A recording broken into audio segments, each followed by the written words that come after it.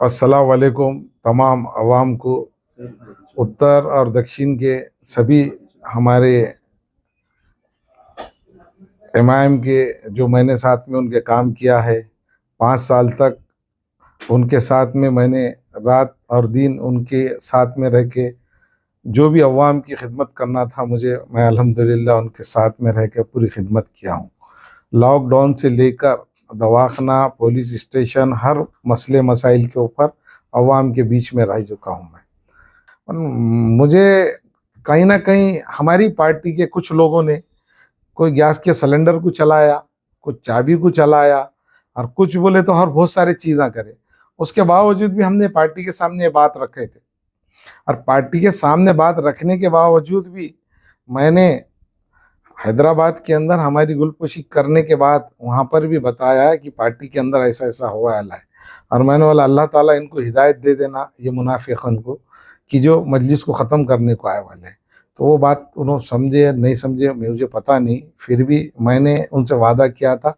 उस वजह से मैंने पूरे 5 साल मैंने मजलिस इत्तेहादुल मुस्लिमीन के साथ में, सबके साथ, ज़िले में, तालुक़े में जहाँ भी इलेक्शन हुए, मैंने मेरी पूरी टीम के साथ में, यहाँ तक के बी फार्म जितने भी आए थे वहाँ बैठ के हम, ऐसा कि बी फार्म ऑफिस में फिलअप करने की जगह है, पर हम रास्ते पे बैठ के हमको बी फार्म लगाना पड़ा लोगों के बीच में। क्यों? तो हमारे पास जो संगठन है वो बच्चों में ही कि नहीं उतना काम करने की ये नहीं थी मैच्योरिटी।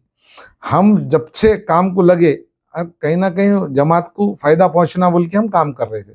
तो अब जमात ने जैसा फैसला ले लिया कि हम इलेक्शन ही नहीं लड़ेंगे, तो हम अब जमात का जो काम करे वाले लोग, वो कार्यकर्ता जाएंगे कहाँ?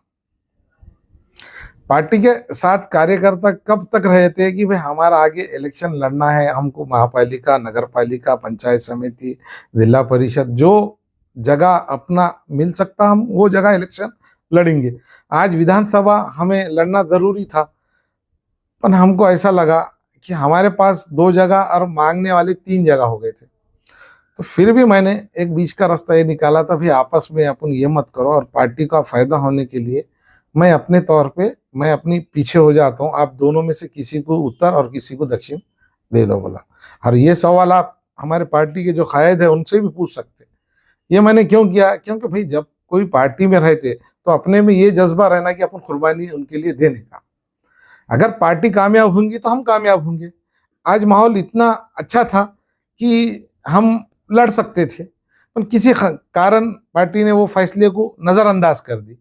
फिर हमारे सामने ये बात आई कि हम उत्तर से इलेक्शन ही नहीं लड़ाने वाले हैं। ठीक है, हम बोले हर जो उत्तर के ख्वाहिशमंद थे, अब उत्तर में जो जो नहीं लड़ाने वाले, तो 2 उत्तर के ख्वाहिशमंद थे, वो दक्षिण में तो आ नहीं सकते थे। तो हमने पार्टी को बताया कि भाई हम दक्षिण पहले से ही भी बोलते आए हैं, और हम दक्षिण की हमारी ख्वाहिश है, अगर आपको हमको टिकट देना है तो हम लड़ने के लिए तैयार है।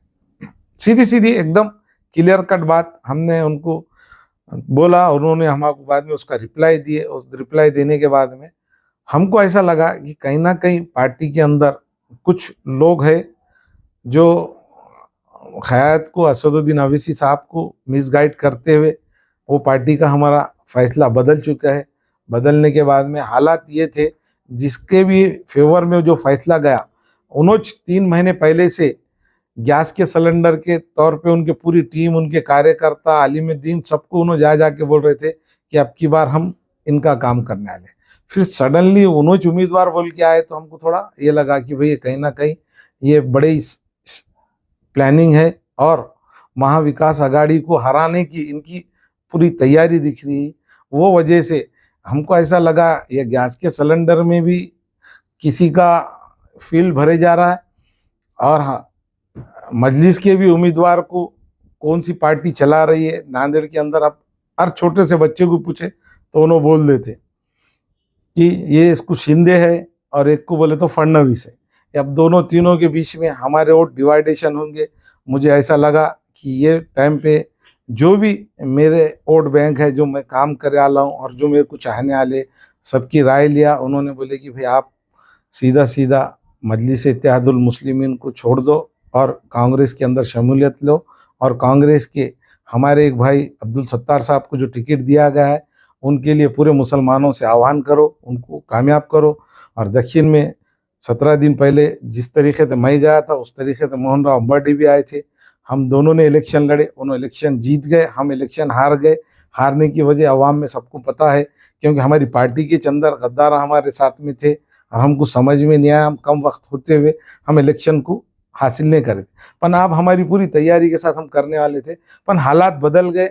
इस वजह से हमने मजलिस के अंदर, मजलिस को छोड़ के कांग्रेस के अंदर शमूलियत लिए और इंशाअल्लाह ताला कांग्रेस के दोनों भी उम्मीदवार, जिस तरीके से लोकसभा को रविंदर चौहान है और हेमंत हमने हम विधानसभा के अंदर मोहन राव हम्बर्डे है और अब्दुल सत्तार साहब है।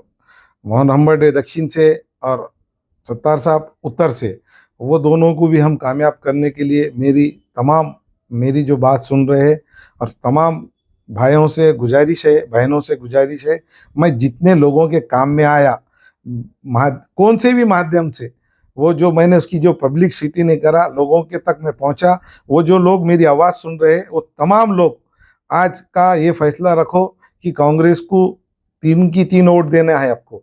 उत्तर से सत्तार साहब को देना है, दक्षिण से मोहन राव अंबर्डे को और लोकसभा का रविंदर चौहान को देना है, और आप उनको वोट दे के कामयाब बनाइए।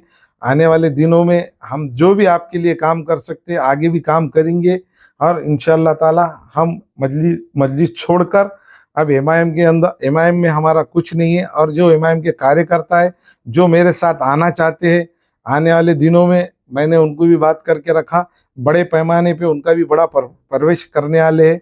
और मुझे ऐसा बताया गया है कि आप आपके तौर पे काम कीजिए। अल्हम्दुलिल्लाह हम आज जहाँ हैं कांग्रेस में शमूलियत ले ली है और कांग्रेस का ही काम करेंगे इंशाल्लाह। साबिर भाई, एक सवाल ये है, सुनिए ना, एक से बोला कि मजलिस को छोड़ने की असल वजह क्या है? क्या आपको कॉन्फिडेंस में लेकर टिकट नहीं दिया ये है, या फिर आपको टिकट नहीं मिला ये है?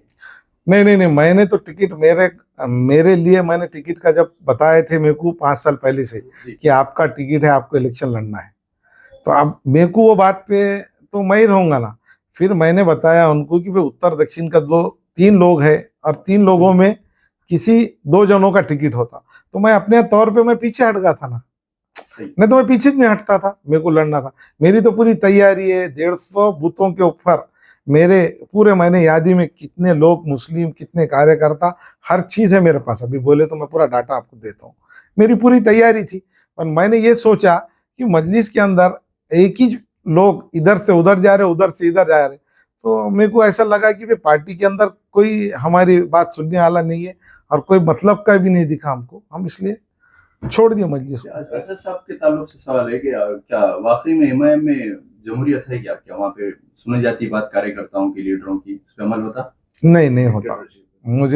मैं मेरे हद तक के बताता, नहीं होता उनका। अगर से सुने जाता था तो ये फैसला भी हमारा जो है, हम तमाम लोग आज जो शहर नांदेड़ में आज जो लोग दूसरे पार्टियों की तरफ जा रहे हैं हमारे मुस्लिम भाई, वो लोग भी नहीं जाना चाहिए। आज असद साहब ने जो फैसला लिया कि जहाँ मुस्लिम समाज को हम टिकट दिया जा रहा है, वो टिकट कांग्रेस अगर मुस्लिम को दे रही तो हम उत्तर से नहीं लड़ा रहे, तो हम उनकी बात पे हमको भी खुशी लगी। हम वो हिसाब से बोले ठीक है जाने दो।